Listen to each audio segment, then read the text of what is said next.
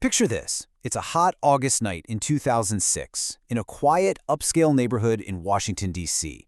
Inside a townhouse, a successful young lawyer has been stabbed to death.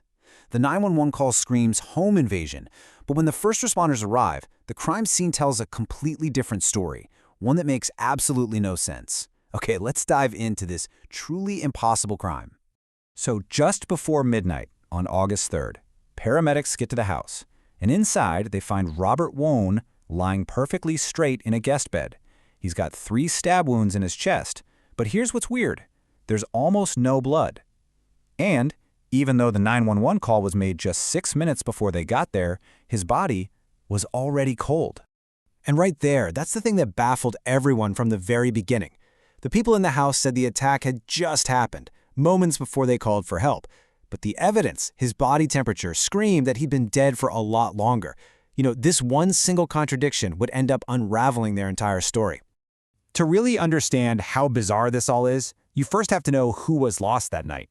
I mean, this wasn't some random attack. This was a man staying in the home of a very close friend. Robert Wone was, by all accounts, a brilliant guy. He was only 32, a respected lawyer, happily married. He just landed this great new job as the general counsel for Radio Free Asia.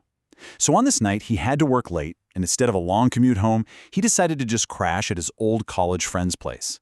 That friend was Joseph Price, who lived in the townhouse with his 2 partners, Victor Zaborsky and Dylan Ward. Now let's look at the timeline, because this is where things get really tight. At 10:24 p.m., Robert calls his friend Joe and says he's on his way. We know for a fact he's alive at 11:07 p.m. because he's drafting an email. Then, a neighbor hears one single scream sometime before 11:35 p.m. But the 911 call from the house? That doesn't happen until 11:49 p.m. That's it. 42 minutes. In that tiny little window, Robert Wone was murdered. And not only that, but the crime scene was allegedly cleaned up and staged. The timeline alone just makes the story they told seem completely unbelievable. So what was that official story? Well, when the police got there, the 3 men in the house, Joseph, Victor, and Dylan, told them a very simple and, frankly, a very convenient story. Their story was this. An intruder must have snuck in through an unlocked back door, gone all the way upstairs to the guest room, stabbed Robert for no reason at all, and then just vanished into the night. Oh, and without taking anything or bothering anyone else in the house. Yeah, that story started to crumble the second investigators actually took a look around. The evidence wasn't just a little inconsistent with what they were saying, it flew directly in the face of their story at every single turn. I mean, it just didn't add up. They claimed an intruder broke in, but the police found 0 signs of a break-in. No forced entry, nothing. They said he was stabbed right there in that bed, but there was this bizarre lack of blood. And for a supposedly random attack, nothing was stolen. Not his wallet, not his watch, nothing.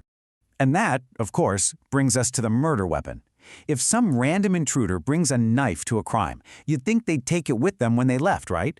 Well, a knife was left at the scene, and that just opens up a whole other puzzle. Okay, get this. The police find a bloody knife sitting right on the nightstand next to Robert's body. But then they notice something else. Back in Dylan Ward's bedroom, there's a knife missing from his fancy cutlery set. And when they got a replica of that missing knife, it was a much better match for Robert's wounds. The police were convinced the knife on the nightstand was a plant, a decoy, put there on purpose to mislead them. And just when you think it can't get any weirder, the autopsy report comes in. The medical examiner finds 3 very precise, very deep stab wounds. But here's the kicker. There were no defensive wounds at all. No cuts on his hands, no cuts on his arms. He hadn't fought back. Just think about that for a second. How is it even possible for someone to be stabbed 3 separate times while they're lying in bed and not even flinch, not even raise their hands to protect themselves? This one single detail sent investigators down a very, very dark rabbit hole. So the most obvious theory was that he must have been drugged or incapacitated somehow before he was attacked. I mean, the police were sure of it. But then the toxicology report came back, and it was completely clean. No drugs, no alcohol, nothing. To this day, why he didn't fight back remains a total mystery. So now you have this mountain of suspicious evidence, but there's no smoking gun, no clear aha moment. So prosecutors had a really tough choice to make. And believe me, the legal battle that came next was just as strange as the crime itself.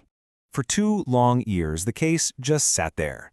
Finally, in 2008, the prosecutor brought charges against Joseph Price, Victor Zaborsky, and Dylan Ward. But, and this is a huge but, not with murder. They were charged with obstruction of justice and tampering with evidence, basically for covering the whole thing up. The 3 men chose a bench trial, which means a judge decides everything, no jury. And the judge's final verdict was just stunning.